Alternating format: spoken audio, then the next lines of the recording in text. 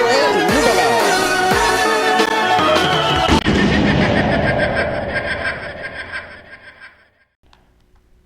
Yep. Mesdames et messieurs, bonjour, assalamu alaikum wa rahmatullahi wa barakatuh. J'espère que vous allez tous bien. C'est le retour du Crou avec la 11e, excusez-moi, la 11e.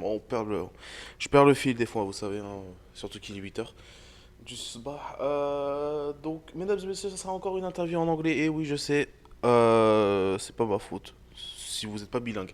Bref, ladies and gentlemen, thank you for everyone listening to this podcast right now. I am your host Momo. Assalamu alaikum wa rahmatullahi wa barakatuh. And today, ladies and gentlemen, we have for our 11th episode the most hated wrestler in Australia, the the Australian asshole, double A, like to call him, ladies and gentlemen, Jimmy Zero. Jimmy. Stop, how are we? I'm great, man. Thank you again for accepting my little interview, and we're gonna start right off as you have gained a lot of like reputation over this past year, and mostly because of your accomplishment. Like what you have succeeded in, what you have succeeded in. For example, you have been the All Star. You are still the All Star Pro Wrestling World Champion and Tag Team Champion with your brother, Aries, isn't it? Aries. Aries, yeah, yeah, yeah, Yeah. my brother Aries. Yeah, I'm currently the tag team champion. I'm also the Eastern States champion, not the world champion yet, but hopefully I'll have it by this year. I'll have all the belts. You know what I mean? I'll be the belt collector of All Star Wrestling, and I'll be the first ever triple champion in the promotion's history. I wish you all of that. And would you consider yourself to be the All Stars Golden Boy? I think it's pretty obvious, yeah, at this point. No one else in the promotion besides Keegan and the puppeteer have traveled to all the countries I have, as well as a UK tour next month, which no one in All Star history has done. So I'll be the first there, and I think, yeah, some big plans for 2026, and I think it'll be even more prominent and even more obvious that I am sort of the golden boy in the company. Yeah.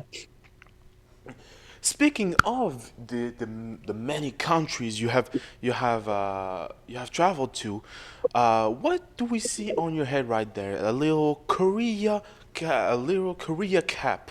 What was it like? Korea isn't like the most well known nation when it comes to wrestling. When it comes to Mm. wrestling, yeah. Would you mind explaining what was it like to wrestle for a country that is not that well known for its wrestling, for its wrestling? Yeah, I mean, like going over there, it's actually insane because obviously when you think of wrestling countries, you don't think of Korea. But being there, like genuinely, probably one of like it might actually be the funnest show I ever wrestled. There was, I think, around 700 people in attendance. PWS Korea, they recently sold out a show 3,000 people, Wrestle Nation last year, and that was with Kalisto. Kalisto was on the show. A bunch of big names, a bunch of big talents, and yeah, I mean, honestly, like it was a great show.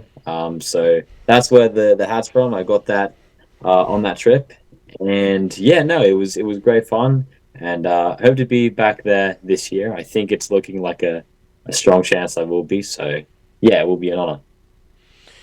And not only did you wrestle for Korea, but let's say your most. Would you consider your participation in a New Japan Pro Wrestling show as one of as your biggest feat yet?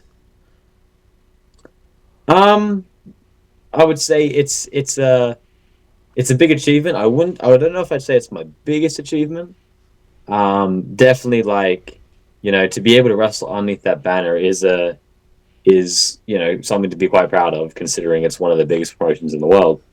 Um, I'm not sure if I'd consider it the big achievement, as although I did wrestle underneath the banner, it wasn't necessarily me being signed or contracted to New Japan. It was more so a show underneath the banner in New Zealand, which it was an honor to wrestle under. It was a very fun match. I'm not sure if I'd consider it my biggest. I would say possibly my biggest would be the whole month I spent in October in Japan, training with Kyushu under Tajiri. I reckon that might be my biggest accomplishment. Yeah. And apart from New Japan, what other companies would you like to work for this year, maybe? Honestly, I mean, other companies like beggars can't be choosers. Any main promotion that wants to have me, whether it be, like all the big promotions we see on TV, that would be a big goal of mine.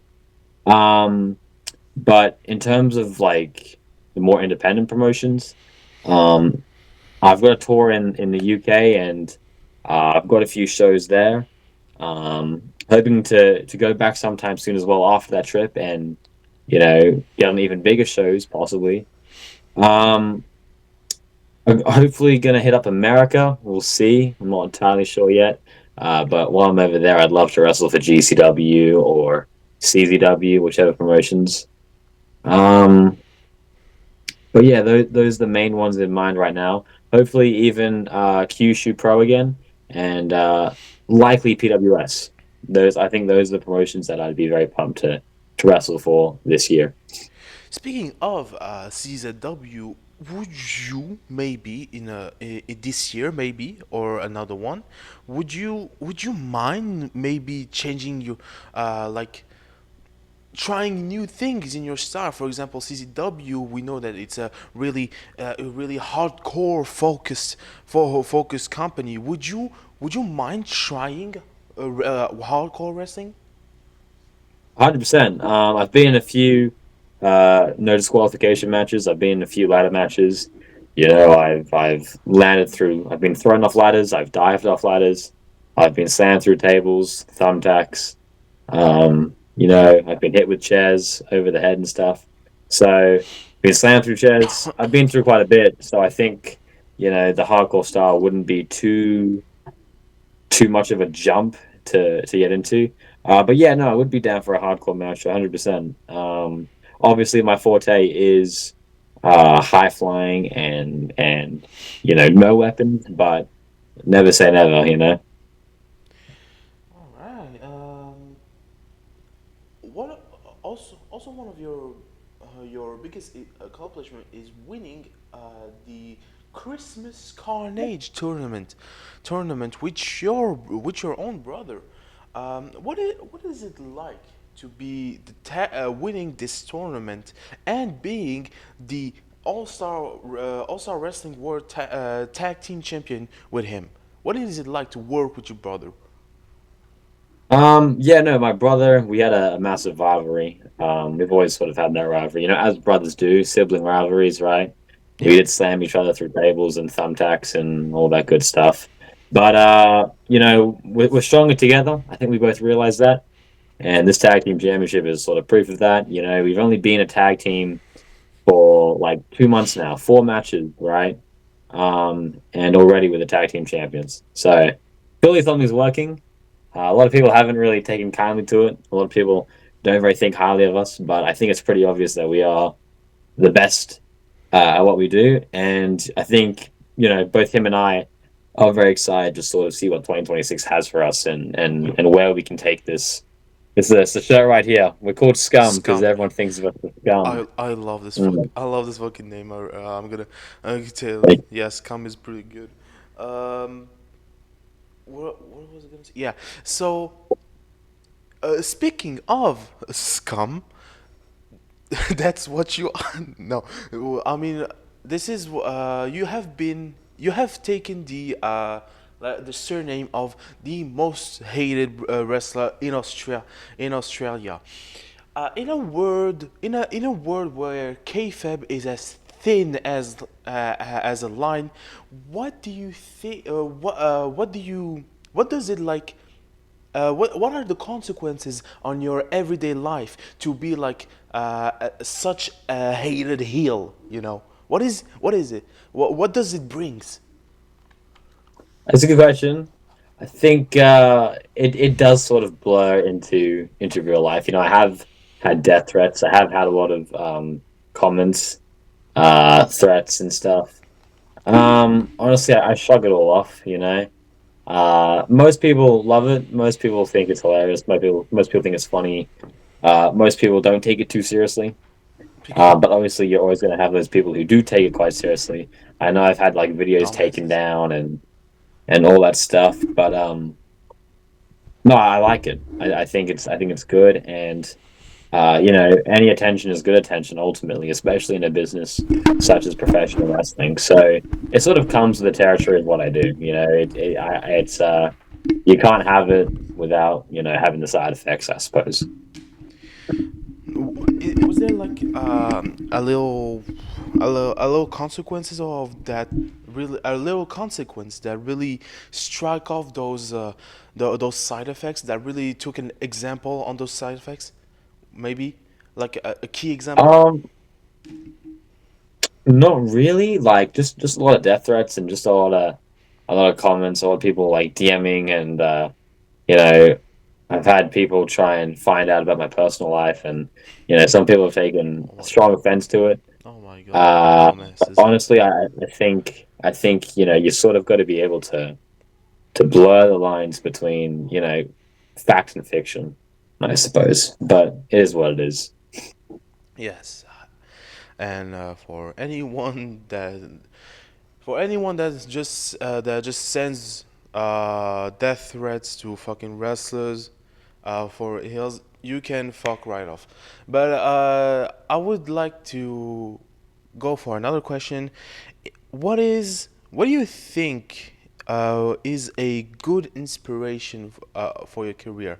Do you maybe I could guess maybe Carl Fletcher, because he's been the most well established Aussie wrestler from the past year.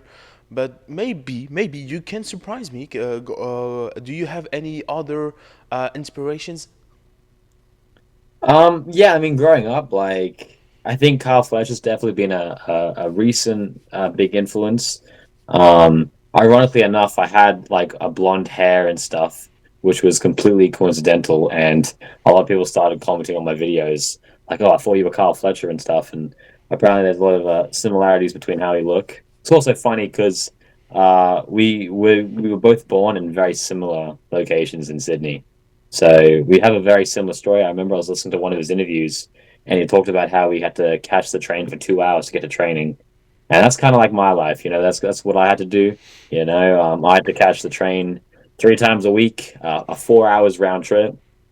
But also, like, he's definitely been one recently in terms of getting on television and really getting into that position there where he is now, where he's one of the biggest faces in the company in AEW. Yeah.